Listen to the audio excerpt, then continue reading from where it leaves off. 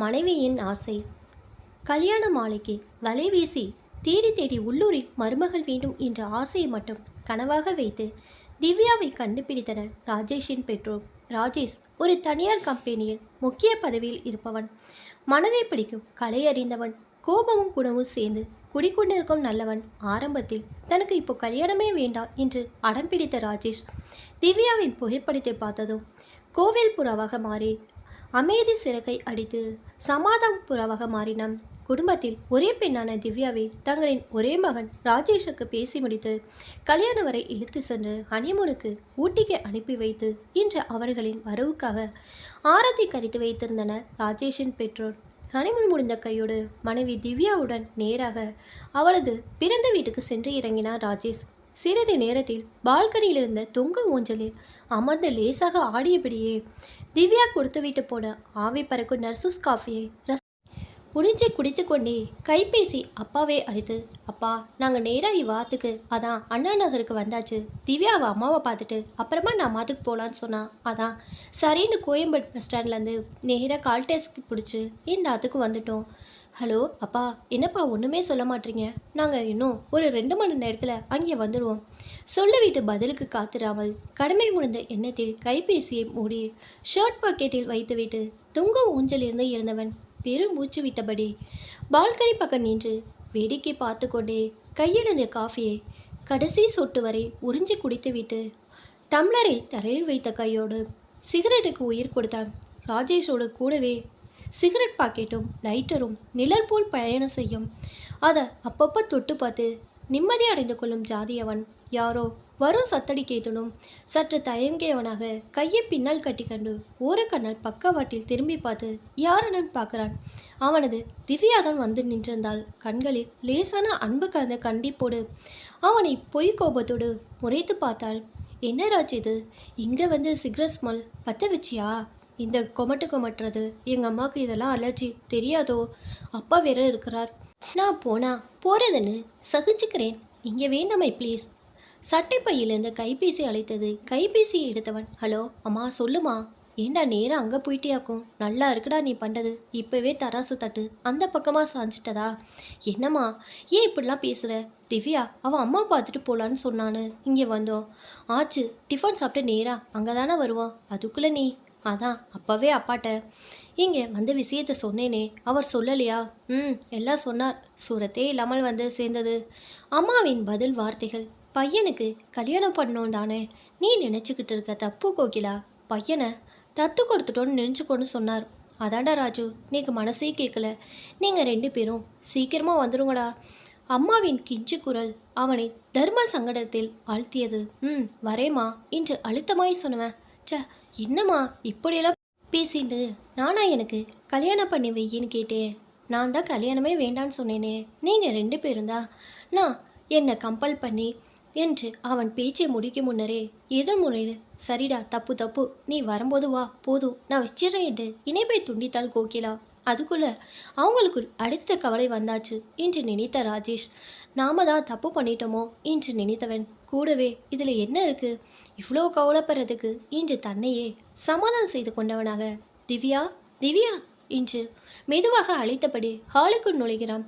சோஃபாவில் ஹாயாக சாய்ந்து படித்தபடியே டிவியில் கோபாவோட பாடல் காட்சியை பார்த்து ரசித்து கொண்டே தானும் அதோடு கூடவே ஹம் செய்தவனாக அங்கே வந்த ராஜேஷை பார்த்ததும் லேசாக எழுந்து கொண்டு உட்கார் ராஜ் என்று சிறிது இடத்தை விட்டு தரவும், இல்லை நம்ம கிளம்பணும், அங்கே அம்மா கூப்பிட ஆரம்பிச்சாச்சு என்று தயங்கினார். எல்லாம் போகலாம், இங்கே இன்னும் டிஃபன் ரெடி ஆகலை, அம்மா இப்போ தான் செய்ய ஆரம்பிச்சிருக்கா, சாப்பிட்டுட்டு சித்த நேரம் இருந்துட்டு போகலாமே, இப்போவே என்ன அவசரம்? அங்கே போயாச்சுன்னா அப்புறம் நான் கேட்டாலும் உன்னால் உடனே கொண்டு வந்து விட முடியாது. ஆஃபீஸ்ன்னு பறந்துகிட்டே இருப்ப. எனக்கு இங்கே என்னோடய திங்ஸ் இன்னும் கொஞ்சம் எடுக்கணும். ரிமோட்டை வாயில் வைத்து கடித்து கொண்டே சொன்னாள் திவ்யா. திவ்யா நீ எப்படி போஸ் கொடுத்தாலும் அழகுதாடே. மனசு மேலும் மேலும் அவளது அழகின் மானசீகமாக சரணடைந்தது. அம்மா டிஃபன் ஆச்சா? ராஜு சீக்கிரம் போறேன்கிறார் என்று கணவனிடம் தான் ஏற்படுத்தி கொண்ட ஏகப்பட்ட உரிமையை பறைசாற்று விதமாக சந்தோஷமாக கிச்சனை பார்த்து குரல் கொடுக்கிறாள் திவ்யா. இதோ ஆயிட்டே இருக்கு. அம்மாவின் குரல் மட்டும் வெளியில் வர அடுத்த அறையில் இருந்து திவ்யாவின் அப்பா தூக்க முடியாத கணத்தில் பெரிய சைஸில் 2 கல்யாண ஆல்பங்களை கொண்டு வந்தார். மாப்பிள்ள, இதையும் ஜாக்கிரதையா எடுத்துட்டு போங்க. வீடியோக்காரன் இதை கொண்டு வந்து கொடுத்து 2 நாளாச்சு. நீங்கள் வந்ததும் தந்துடலான்னு வச்சுருக்கோம். ஃபோட்டோ எல்லாம் பிரமாதமாக வந்திருக்கு. எங்கள் கண்ணே பட்டணம் போல இருக்கு. கொள்ள அழகு. எங்களுக்கு ரொம்ப திருப்தி மாப்பிள்ள. எல்லாம் அவன் செயல் என்று கண்களை மூடி திறக்கிறார் திவ்யாவின் அப்பா. கணத்தை கையின் வாங்கியவனாக வாம் என்று ராஜேஷ் ஆவலோடு திறந்து பார்க்கையும் திவ்யாவின் விரித்து வைத்திருந்த கரங்களில் உள்ளங்கை 2லும் அழகாக சிவக்க சிவக்க மரந்தாணி மயில் தோய் விரித்தாடி கொண்டிருந்தது. எங்கே திவு, உன் கையை காமே. இன்னும் இருக்கான்னு பார்க்குறேன்.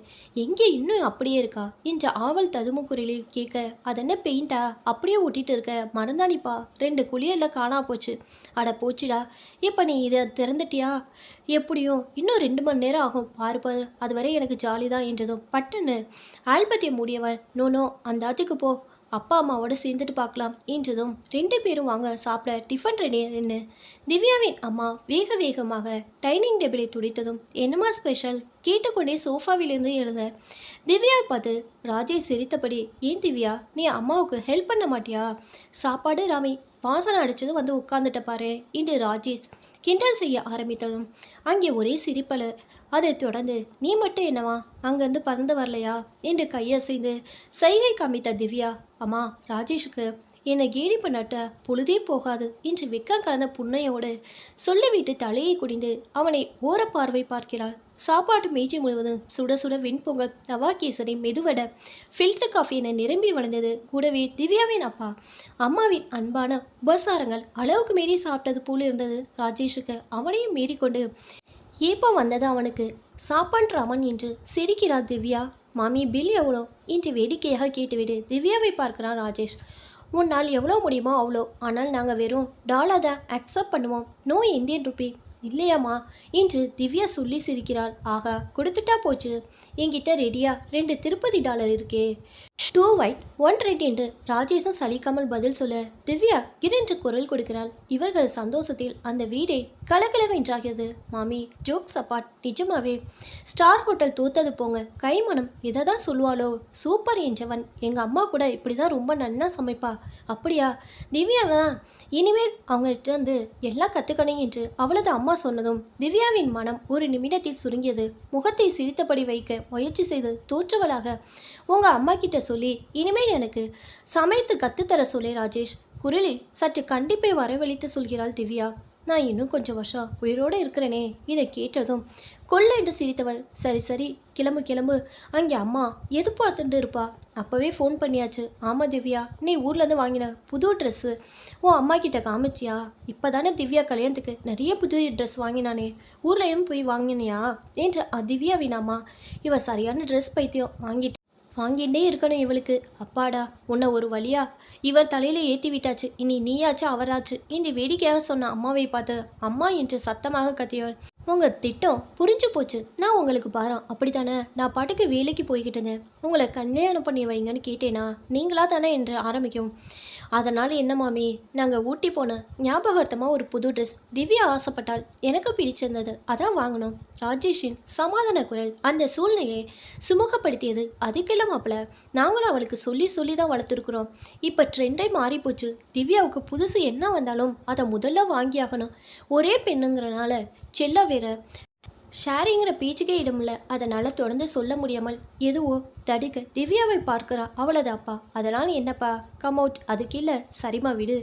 பை காட் கிரேஸ் நீங்கள் 2 பேரும் made for each other. You are lucky to have Rajesh. அப்போ ராஜேஷ் என்ற புருவத்தை தூக்கிய திவ்யாவை பார்த்து சிரித்த ராஜேஷ், மீட்டு ஈக்வலி லக்கிடி போதுமா என்றதும் தான் திவ்யாவின் பட்டு முகத்தில் புன்னகை சிட்டாக வந்து உட்கார்ந்தது. சரியான தொட்டாசினிங்க, அணைச்ச மலர் மாதிரி. ஏங்க டாட்டர்ஸ் திவ்யா, இனிமே தான் நீ உன்னோட ஆட்டிடியூடை கொஞ்சம் கொஞ்சமாக மாற்றிக்கணும். அம்மா, நான் நானாக இருக்கும்போது தான் அது நான் ஏன் என்ன யாருக்காக மாற்றிக்கணும்?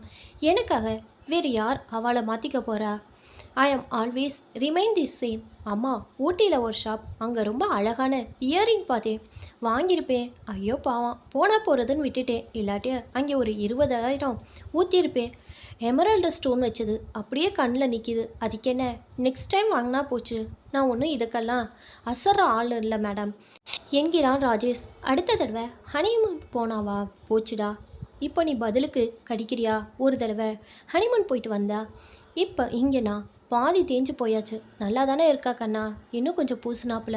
அதை சொன்னேனா, என்னோட காடு தேஞ்சு போச்சு.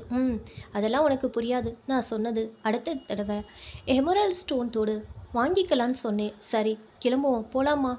அம்மா, மறந்தே போயிட்டேன். அந்த மெரூன் சாட்டின் சுடிதார் புதுசாக தச்சதா சொன்னியே, அதை எடுத்து வச்சிட்டியா? இப்போ தான் எனக்கு புரிஞ்சது, திவ்யா அந்த சாட்டின் சுடிதாருக்காக தான் முதல்ல இங்கே வரணும்னு சொல்லியிருப்பா. ராஜேஷின் மனதுக்குள் ஒரு குரல் ஒலித்தது. நீ கேட்ட என்னோட ரூபி நெக்லஸ் செட்டை கூட எடுத்து வச்சுட்டேன். இதோ இந்த பையில தான் இருக்குது. மறக்காமல் பத்திரமா எடுத்து வை, ஜாக்கிரதை. மனசு நிறைஞ்சு சந்தோஷத்துடன் ஒரு வழியாக வீட்டை விட்டு கிளம்பினார்கள் இருவரும். கார் ஒவ்வொரு சிக்னலுக்கு கட்டுப்பட்டு நின்றது. திவ்யா அவளது தோழிகளுக்கு ஃபோன் செய்து அவளது அனுபவத்தை ஆங்கிலத்தில் அழுந்து கட்டி கொண்டிருந்தால், கூடவே கலகவில் என்று சிரிப்பும் கலந்து கொண்டது. ராஜேஷ் இதோட பெஸ்ட் ஃப்ரெண்ட் பிரியங்கா டிசிஎஸ்ல இருக்கிறா என்றவள். ராஜேஷ் பேசுறியா என்றவன். அவன் ஆவலுடன் கையை நீட்டியதும் ஓகே நெக்ஸ்ட் டைம் என்றவளாக சியோடைய என்று இணைப்பை துண்டித்துவிட்டு அவள் சரியான இது ரொம்ப கடிப்பா என்று சொல்லி ராஜேஷின் தோளில் சாய்ந்து கொள்கிறாள். இட்ஸ் ஓகே என்ற ராஜேஷ் நாளைக்கு ஆஃபீஸ் போகணும், வேலை பின்னி எடுத்துரும் என்று சொல்லிக் கொள்கிறான். நான் எவ்வளோ கஷ்டப்பட்டு எத்தனை ரவுண்டு குரூப் டிஸ்கஷனில் முடிஞ்சு இந்த வேலை எனக்கு கிடைச்சது தெரியுமா? உங்கள் அம்மா தான் என்னை வேலைக்கு போக வேண்டாம்னு சொன்னானா. நான் ஒன்றும் வேலையை ரிசைன் பண்ணல தெரியுமா.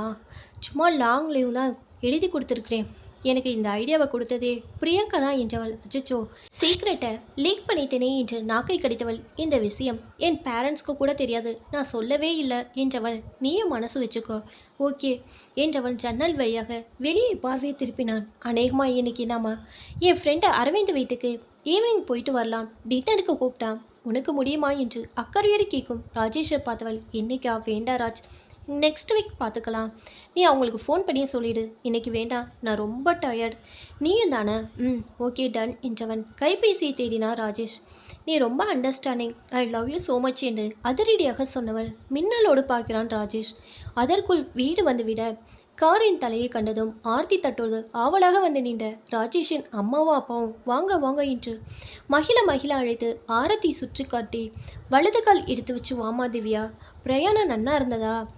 அங்கே உங்கள் அப்பா அம்மா சௌக்கியமா என்று சௌச்சரியமாக கேட்டுவிட்டு திவ்யாவின் மென்மையாக கட்டி கொண்டு கேட்கவும், எல்லோரும் சௌக்கியம் என்றவள். நீங்களாம் சௌக்கியமா? இருங்க இப்போ வந்துடுறேன் என்றவள். ராஜ் ஆல்பத்தை அம்மாட்ட கொடுத்துடு என்றவளாக நேராக அறைக்குள் சென்று கதவை சாத்தி கொள்கிறார். என்னடா ராஜ், எதுவும் பிரச்சனையா? திவ்யா சாதாரணமாக தானே இருக்கிறா என்று தயங்கி கேட்ட கோகிலா. இங்கே ஆல்பத்தை தான் பார்க்கலாம், நீங்கள் 2 பேரும் இல்லாத வீடாகவே இல்லை, ரொம்ப வெறிச்சோடி கிடந்தது. எப்படா வருவேன்னு பார்த்துட்டு இருந்தோம் சொல்லிக்கொண்டே ஆல்பத்தை புரட்டுகிறார். என்ன அழகாக பணம் பிடிச்சிருக்கான் பாரு, நீங்கள் 2 பேரும் நல்ல பொருத்தம், அதான் அவளோட அப்பாவும் சொன்னார் என்று ராஜேஷ். அப்பா இந்தாங்க ஆல்பம் என்று கையில் கொடுக்கவும் அவர் சிரித்து கொண்டே அதை வாங்கி கொண்டு மென்மையாக சிரித்தாள். அதில் வருத்தமோ கோபமே இல்லை என்று அறிந்து நிம்மதியடைந்தார் ராஜேஷ். அறைக்குள்ளேருந்து வெளியே வந்த திவ்யா மெரூன் கலரில் புது சாட்டின் சுடிதாரும் கழுத்தில் ரூபியல் நெக்லஸுமாக வந்து நின்று, அம்மா இது எங்கள் அம்மா வாங்கி தந்தது, நன்னா இருக்கா என்று கேட்டுக்கொண்டே ராஜேஷின் அருகில் சென்று அமர்ந்து கொள்கிறார். அழகோ அழகு, ரொம்ப பொருத்தமாக இருக்கே என்று ராஜேஷின் அம்மா வேறு எதுவோ சொல்ல வாயெடுத்தவள் இப்போது வேண்டாம் என்று மனம் தடுக்கும். இருங்க காஃபி கலந்துட்டு வரேன் என்று சொல்லிவிட்டு அடுக்கலைக்கு செல்கிறாள். காஃபி குடிக்கும் போதே திவ்யாவின் அறையிலிருந்து கைபேசி அவளை அழைத்ததும் எழுந்து ஓடுகிறான்.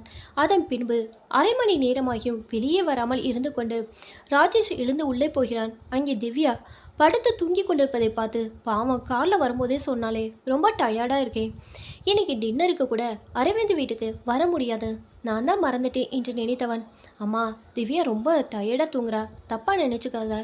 என்னடா நீ, இனிமே அவள் நம்மாத்து பொண்ணுடா, அவள் இஷ்டப்படி இருக்கட்டும், நாங்கள் ஒன்றும் தப்பாக எடுத்துக்க மாட்டோம் சொல்லிட்டு கல்யாண பச்சனை எடுத்துகிட்டு வரேன், நீயாவது சாப்பிடு என்று ஒரு தட்டை முன்னே வைத்துவிட்டு மகனின் முகத்தை பார்க்கிறார் கோகிலா. அதில் அவனாவது ஏதாவது பேச மாட்டானா என்ற ஏக்கம் ரொம்ப வலிந்தது. அம்மா நாளைக்கு எனக்கு வழக்கம் போல் வேலைக்கு போகணும், அவ்வாத்தில் ரொம்ப நாளியாயிட்டு, இப்போ கொஞ்சம் மெயில் பார்க்கணும் என்று தட்டை எடுத்துக்கொண்டு நகர்கிறான் ராஜேஷ். இரவு 8 மணியாகியும் திவ்யா இன்னும் அறையை விட்டு வெளியே வராமல் இருந்ததை கண்டு கோகிலா, ராஜேஷ் அவளுக்கு உடம்பு சரியில்லையா என்ன, ஜுரமா பாரு, இன்னும் எழுந்திருக்கலையே இன்று கவலை தோய்ந்த முகத்தோடு சொல்ல, நான் வேணா நம்ம கிறிஸ் டாக்டரை அழைச்சிட்டு வரட்டுமாப்பா என்று அப்பா அவர் பங்குக்கு பாசத்தை பங்கு வைக்கிறார். இல்லைப்பா, அலைச்சலாக இருக்கும், தூங்கினா சரியாயிடும் என்றவன், அம்மா எனக்கும் ரொம்ப டயர்டாக இருக்குது, குட் நைட் என்று சொல்லிவிட்டு மறைக்காமல் ஃப்ரிட்ஜை திறந்து தண்ணீர் பாட்டிலை எடுத்துக்கொண்டு அறைக்குள் சென்றவன் திரும்பி பார்க்கிறான். சரிடா, போய் படுத்துக்க, மற்றதை நாளைக்கு பேசிக்கலாம் என்று சொல்லிவிட்டு அருகில் இருந்த அன்றைய செய்தித்தாளை எடுத்து மீண்டும் புரட்டு படிக்கிறார் அவர். என்னன்னா அவன் முகமே சரியில்லை, நானும் வந்ததிலிருந்து பார்க்குறேன், ஒரே வாட்டமாக இருக்கான். திவ்யாவும் என்னமோ போல இருக்காளே, இவன் ஏதாவது ஏடா கூடமா அவங்க வீட்டில் நடந்துக்கிட்டு இருப்பானோ. நான் வேற ஃபோனில் ஒரு மாதிரி பேசி தொலைச்சிட்டேன், அவனுக்கு நம்ம மேலே கோபமோ என்னமோ. அதெல்லாம் ஒன்றும் இருக்காது, நீயும் போய் தூங்கு. சின்ன ஜெரசுக நீ தான் இல்லாததுக்கெல்லாம் கண்ணை மூக்கு காது வச்சு பார்ப்பியே என்று மனைவியின் எண்ணத்தை அடக்கிவிட்டு வாசல் கதவை பூட்டுவதற்காக வெளியில் போகிறார் அவர். வாசல் கேட்டை பூட்டிவிட்டு உள்ளே நுழையும் போது ராஜேஷின் அறையிலிருந்து வந்த திவ்யாவின் கணீர் என்ற குரலை கேட்டதும் புரிந்தும் புரியாமலும் எதையோ இனக்கன்று தனக்குள் சிரித்து கொள்கிறார் அவர். அறைக்குள் இருந்து திவ்யாவின் குரலில் இனிமையான பாடல் கணீர் என்று ஒலித்து கதவையும் தாண்டி எட்டி பார்த்தது கோகிலா. நம்ம திவ்யாவுக்கு ரொம்ப நல்ல குரல் வளம், நன்னா பாட்டு பாடுறா, நம்ம ராஜேஷ் பாட சொல்லியிருப்பான் போல புதிதாக வெக்கப்பட்டு கொண்டே சொல்கிறார் ராஜேஷின் அப்பா. நீங்கள் ஒட்டி கேட்டிங்களா, இந்த வயசில் நீங்கள் இப்படி செய்கிறது கொஞ்சம் கூட சரியில்லை. ஆமாம் என்று இழுக்கிறார் கோகிலா. பக்கத்து வீட்டு கூட அவள் பாடின பாட்டு ஓடி போயிருக்கோம், உனக்கு கேட்கல பாரு, உன் காதை கவனிக்கணும் என்றவர். நீ நிம்மதியாக போய் தூங்கு, நீ நினைச்சதும் நடந்தாச்சு, நாளையிலேருந்து உனக்கு கூட மாட ஒத்தாசைக்கு உரிமையாக மாட்டு பெண்ணும் வந்தாச்சு என்று சொல்லி சிரிக்கிறார். அது இருக்கட்டும், எனக்கும் கேட்டது அவள் பாடுற பாட்டு என்ற கோகிலா. அவர் 2 பேரும் சௌஜன்மையாக சந்தோஷமாக இருந்தா அதுவே போதும், எனக்கு வேறு எதுவும் வேண்டாம். திவ்யா ரொம்ப தைரியசாலிங்க, யாருக்கும் பயப்பட மாட்டா. உங்கள் அம்மா கூட என்கிட்ட சொன்னாங்க. பார்ப்போம், இருந்தாலும் இந்த கால பெண்கள் எங்கள் காலம் மாதிரி இருக்க முடியாது. எங்கள் காலத்து மரியாதை என்ன, பண்பு என்ன, அடக்க ஒடுக்க என்ன, நீ தான் பாவம், நிறைய விட்டு கொடுக்க வேண்டியிருக்கும் நினைக்கிறேன் சொல்லிக்கொண்டே விளக்கை அணைத்தார். வழக்கம் போல இன்று வெள்ளிக்கிழமை என்ற நினைப்பு வந்ததும் போர்வையை உதறிவிட்டு எழுந்த கோகிலா காலை வேலைகளை பரபரத்தாள். அவள் எழுந்து 2 மணி நேரம் ஆகியும் திவ்யா தரிசனம் காணாதும் மெல்ல முணுமுணுத்து கொண்டாள். வயசாக தனியாக எந்த காரியம் பண்ண முடியல. பையனுக்கு ஒரு கால் கட்ட போட்டா வரும் மாட்டு பெண்ணு வீட்டை சமையலை பார்த்துப்பான், நான் கனவு கண்டா வந்தவளுக்கும் நான் தான் பண்ணி போடணும் போல இருக்கேன். மனதின் ஏமாற்றம் பாத்திரங்களோடு சேர்ந்து ஒலித்தது. அன்றைய செய்தித்தாளில் செய்திகளை மூழ்கி போன கணவரிடம், என்ன பரீட்சைக்கு படிக்கிறீளா, நான் ஒருத்தியா இன்னும் எத்தனை காலம்தான் இப்படி தனியாக அடுக்கலையே கட்டிட்டு அழனும் தெரியலை. அவளை நினச்சி உருளடிச்சா கதையாக இருக்குது. காஃபியிட மனைவியின் வார்த்தைகள் சுட சுட இருப்பதாக தெரிந்தது அவருக்கு. குளித்து விட்டு வந்த ராஜேஷ், மா காஃபி ரெடியா, வழக்கம் போல தான் கேட்டான். தயாராக காஃபியை ஆற்றிக்கொண்டே வந்தவள், இந்தா இன்று நீட்டி விட்டு, திவ்யா இன்னும் எழுந்திருக்கல, இன்னைக்கு வெள்ளிக்கிழமை வேற. இன்னைக்கு ரொம்ப முக்கியமான வேலை, ஒரு ப்ராஜெக்ட் விஷயம் இருக்குது, அது என்ன ஆச்சோ தெரியலை, நான் சீக்கிரமாக கிளம்பணும், அவள் இன்னும் கொஞ்சம் நேரம் தூங்குறேன்னு சொன்னான்னு. சரின்னு இதோ எழுப்புறேன் என்றவனேன்னு. பரவாயில்ல வீடு, நீ கிளம்பு, இன்னைக்கு நான் பார்த்துக்கிறேன். அம்மாவின் குரலில் தந்த விகர்த்தியை கவனிக்க தவறவில்லை ராஜேஷ். அதற்குள் திவ்யா எழுந்து விட்டதன் அடையாளமாக பாத்ரூம் கதவு சாத்தப்படும் ஓசை கேட்கிறது. சிறிது நேரத்தில் அவனுக்காக கட்டி வைத்த டிஃபன் டப்பாவை எடுத்துக்கொண்டு பாத்ரூம் கதவை தட்டி தான் கிளம்புவதாக சொன்னபோது, இன்னைக்கு வெளியே போகிறோம் ஞாபகம் இருக்குதானே, சீக்கிரம் வந்துரு. அவளது குரல் மட்டும் வெளியே வந்தது. சரி சரி என்று சொல்லிவிட்டு கிளம்பி போகிறான் ராஜேஷ். ஆஃபீஸ் அவனது தலையை தெரிந்ததும் அத்தனை பேர்கள் முகத்தில் புன்னகை. ராஜேஷின் நெருங்கி பழகும் அரவிந்த் மட்டும் கூடவே ஓடி வந்தான். என்ன ப்ரோ, இவ்வளோ சீக்கிரம் ஆஃபீஸ் வந்துட்டீங்க, எனிதிங் ஸ்பெஷல், இது என்ன ஃபைல் என்று அதை எடுத்து திறந்து பார்த்தவன் அதிர்ச்சியுடன், என்னப்பா என்று அரவிந்தை கேள்விக்குறியோடு பார்த்தவன், ஹே இது எப்போ வந்தது, இதுதான் நம்ம கம்பெனியோட தலையெழுத்த மாத்திர மேட்டர் இப்போ என்று ஆச்சரிய கலந்த குரலில் ராஜேஷ் பதறி போய் கேட்குறான். எஸ் பாஸ், அந்த பெங்களூர் ப்ராஜெக்ட் கைவிட்டு போறாப்புல இருக்கான், அதோட ரிப்போர்ட் தான் இது. நம்ம குல்கர்னி மேடத்துக்கு இந்த விஷயம் தெரியுமா, பதறினார் ராஜேஷ். மேடம் என்ன சொன்னாங்க? ஆவல் அண்ணன் ராஜேஷ் ரொம்ப அப்செட் ஆனாங்க. மற்றபடி அர்ஜென்ட் மீட்டிங் ஒன்று இருந்தது. உடனே கிளம்பி போயிட்டாங்க ப்ரோ. நான் இன்றைக்கே பெங்களூர் போகிறேன். உடனே ஒரு டிக்கெட்டு சொல்லிடு. Evening flight. ஓகே. இப்போ தான் கல்யாணம் ஆயிருக்கு. வீட்டில் என்ன சொல்லுவாங்களோ தயங்கினான் அரவிந்த். நோவே, இதை விட எனக்கு பெருசு இல்லை. இதை தான் நம்ம லாங் டைம் கோல். நீங்கள் டிக்கெட் பாருங்கள் ப்ரோ. டன் இன்டர்வன் அதானே? நீங்கள் இருந்திருந்தா இப்போ வேறு மாதிரி இருக்கும். அதான் மேடமும் சொன்னாங்க. எனிவே இந்த தமிழ் வருட பிறப்புக்கு அந்த ஆர்டர் நம்ம கைக்கு வந்துடும் சொல்லுங்க ப்ரோ. எஸ், ஜெய வருடத்தின் ஆரம்ப வெற்றி நமக்கு தான். ராஜேஷா கொக்கா எப்படியாவது காக்கா பிடிச்சு கொண்டு வந்துட மாட்டேன். வீட்டுக்கு ஃபோன் போட்டு சொல்ல வேண்டும் நினைத்து கொண்ட ராஜேஷ் அடுத்தடுத்த வேலைகளில் மறந்து போனான். மாலையில் அவசர அவசரமாக வீட்டுக்கு சென்ற ராஜேஷ், திவ்யா இன்னைக்கு இப்போ நைட் ஃப்ளைட்டில் நான் பெங்களூர் போகணும். அங்கேருந்து சர்ஜாப்பூர். நாளைக்கு ஒரு முக்கியமான மீட்டிங் இருக்குது. கோச்சுக்காத ப்ளீஸ் என்றதும், எனக்கு தெரியும் உங்களுக்கு மட்டும் ஆஃபீஸ் வேலையெல்லாம் இருக்கலாம். கல்யாணம் ஆன எந்த விதத்திலும் உங்களுக்கு பாதிப்பை தந்துவிடக்கூடாது. ஆனால் நான் மட்டும் வேலையை ரிசைன் பண்ணிவிட்டு கல்யாணம் பண்ணிக்கணும். என்ன நியாயமோ? வெளியில் போகலான்னு இருந்தேன். இப்போ எனக்கு மூட் அப்செட். சரி, எப்போ வருவ ராஜ்? நீ முகத்தை தூக்கி வைத்து கொண்டவள் திவ்யா. அதில் ஏமாற்றம் டன் கணக்கில் கொட்டி கிடந்தது. ரொம்ப முக்கியம் திவ்யா, நம்ம கல்யாணத்தால் தான் இப்படி ஒரு நிலை. நீ வருத்தப்படாத. உனக்கு என்ன வேணும்னு கேளு, வாங்கிட்டு வரேன். தினமும் ஃபோன் பண்ணுறேன். 2 நாளாகும் திவ்யா என்றவன் பார்த்தாள். அப்போது நானும் வேலைக்கு போகிறேன். சரின்னு சொல்லு. எனக்கு என்னோட ஜாபை விட்டுட்டோமேன்னு ஒரே ஃபீலிங்காக இருக்குது. இப்படி ரூமில் அடைந்து கிடக்க பிடிக்கல. நானும் போகட்டுமா? சந்தர்ப்பம் பார்த்து கேட்டு பார்த்தால் திவ்யா. அப்படியா? உனக்கு ரொம்ப ஆசையாக இருந்தா கிளம்பு. நீனும் வேலைக்கு போகலாம். அதுக்காக வருத்தப்படாத. நான் அம்மா கிட்ட சொல்லிக்கிறேன். ஓகேவா? அப்போ நான் கிளம்பட்டா? அவள் முகத்தில் ஒரு மின்னல் வெளிச்சம். மெல்ல ஏர் பேக்கில் இதையும் வைக்கட்டுமா என்று கேட்டுக்கொண்டே 2 ஷர்ட்டை எடுத்து வைத்தவள், தேங்க்ஸ் ராஜ். இந்த சந்தோஷத்தை நிச்சயமா நான் அம்மா கிட்ட சொன்னா ரொம்ப சந்தோஷப்படுவான் என்றார். சொல்லிடு என்று ராஜ் கிளம்பினான். பின்னாலேயே வந்த திவ்யாவின் முகத்தில் ஏகப்பட்ட பிரகாசம். விஷயம் புரியாமல் கோகிலா விழித்தாள். ஹாலுக்கு வந்தவன், அம்மாவினா அப்பா வந்தது சொல்லிடுமா என்று சொல்லிவிட்டு கிளம்புகிறான். திவ்யாவை பார்த்து தலையசைத்ததும் அவள், அம்மா நானும் வேலைக்கு போலான் இருக்கேன். எனக்கு இப்படி இங்கேயே தனியாக இருக்க பிடிக்கல. ஒரே போரிங்.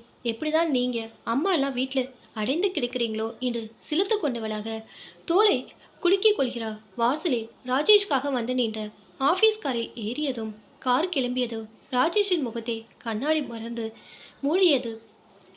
அவன் சென்ற அரை மணி நேரத்தில் வாசலில் இன்னொரு கால் டாக்ஸி வந்து நின்று ஹாரன் அடிக்க சத்தம் கேட்டு திவ்யா அவசரமானால் கைபேசியில் யாரெனோ பேசிக்கொண்டே அறையிலிருந்து வெளிப்பட்டு வாசலில் எட்டி பார்த்தால் வேகமாக உள்ளே சென்று ஒரு ஷாப்பர் பேக்குடன் வெளிப்பட்டு, அம்மா நானும் அம்மா வீட்டுக்கு போயிட்டு வரேன். ராஜிக்கிட்ட சொல்லியாச்சு என்று சொல்லிக்கொண்டே செருப்பை மாட்டிக்கொண்டு படி இறங்கி காரில் ஏறிக்கொண்டாள். கார் போவதே பிரமிப்புடன் பார்த்து கொண்டிருந்த கோகிலாவுக்கு என்ன செய்வதென்றே புரியவில்லை. கோபமும் ஆற்றாமையும் எரிச்சமும் சேர்ந்து கொண்டு அழுகையே வந்தது. இதற்காகவா கல்யாணம் செய்தோம்? தப்பு பண்ணிட்டோமோ? ராஜேஷ் தங்கமான பையனாச்சே, கிளியை வறுத்து பூனைக்கிட்ட கொடுத்துட்டோமோ? வீடு சொர்க்கமாக மாறும் நம்பி நரகத்தை பக்கத்தில் வந்துட்டோமா? கண்ணா பின்னா என்று மனம் கலங்கித்தான் போனாள் கோகிலா. இவர் வந்தால் என்னவென்று சொல்வது யோசித்து கொண்டிருக்கும் போதே கணவரின் ஸ்கூட்டர் தூரத்தில் தெரிந்தது. கோகிலா விஷயத்தை சொல்ல தயாராக காத்திருந்தாள். மனம் எரிமலையொத்த அழுத்தத்தில் கனன்றது. ராஜேஷ் நிம்மதியாக பெங்களூர் நோக்கி பறந்து கொண்டிருந்தான். அவன் மனதில் வேறு கவலைகள். திவ்யாவை சமாளம் செய்துவிட்ட திருப்தி. திவ்யா தன் பிறந்த வீட்டை நோக்கி சென்று கொண்டிருந்தாள். அவளது மனதுள் ராஜேஷிடம் தனது ஆசையை சொல்லி சம்மதம் வாங்கிவிட்ட நிறைவும் மகிழ்ச்சி நிரம்பி வழிந்தது. கோகிலா, ஏன் இன்னைக்கு வாசலில் வந்து நிற்கிற? அப்போ வீட்டில் ஏதோ பிரச்சனை நடந்திருக்கு என்று மனதை தைரியப்படுத்தி கொண்டே வாசலை வந்து ஸ்கூட்டரை நிறுத்தினார் ராஜேஷின் அப்பா. 2 நாள் கழித்து தான் வருவேன் என்று சொல்லிவிட்டான் ராஜேஷ். அடுத்த நாளே வந்துவிட்டான். வீட்டுக்குள் நுழையும் போதே, அம்மா அம்மா போன கரியர் சக்ஸஸ், எந்த பிரச்சனையும் இல்லாமல் முடிஞ்சது. இனிமே தான் இருக்குது. வேலை பெண்டு கலண்டடும். அடிக்கடி நான் பெங்களூர் போக வேண்டி வரும் என்று ஷூவை கலைத்தபடியே சொன்னவன், ஆமாம் திவ்யா வந்தாச்சா என்றான். என்னடா 2 பேருமா சேர்ந்து நாடகம் போடுறீங்களா? தமிழ் வருட பிறப்பும் அதுமா அவள் வீட்டிலே இல்லை. நீ போன கையோட அவனும் பைய தூக்கிட்டு கிளம்பிட்டா. நான் ஒன்று நினச்சேன், அது ஒன்று நடக்கிறது. எதுமா? அவள் வேலைக்கு போகணும்னு ரொம்ப ஆசைப்பட்றா. போயிட்டு வரட்டுமே, அவளோட செலவுக்காச்சு. வேலைக்கு போகாமலே அவளுக்கு ஒரு பொறுப்பும் தெரியலை.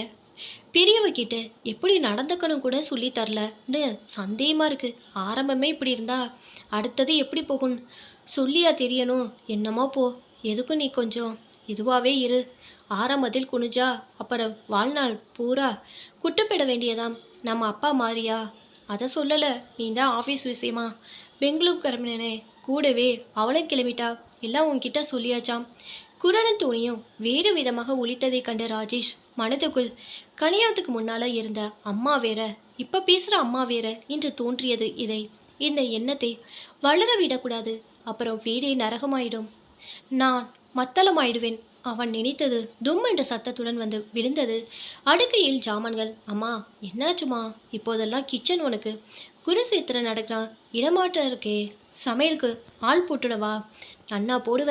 இத்தலை காணா கண்ணுக்கு தெரியாதது இன்னைக்கு தெரிஞ்சிட்டா நான் ஒன்றும் பொண்டாட்டிய சமைக்க சொல்ல மாட்டேன், பயப்படாத.